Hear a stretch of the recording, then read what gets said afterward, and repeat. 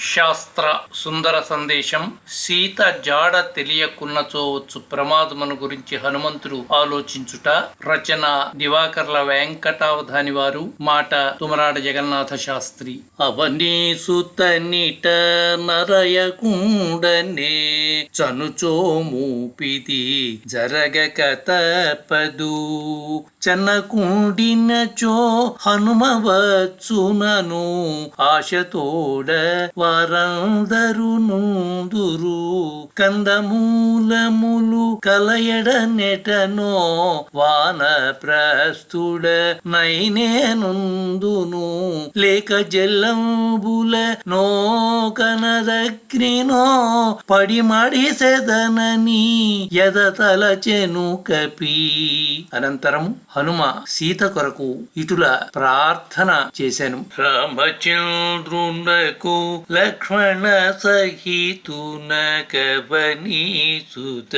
కార్యకు నమస్కృతులు. యమునికేంద్రునకు ననిల రుద్రులకు రవి శశి కపి పతులకు నమస్కృతులు. అని హ్రస్వాంగుడై హనుమంతుడు రయమున ప్రాకారముపై కురికి వసంతమాస ప్రారంభమున పుష్పితమగు వనమును దర్శించెను. శ్రీ వాల్మీకి మునీంద్రులు దయతో తెలిపిన రాముని దివ్య కథానే తెలిపెద రాముని దివ్య కథ.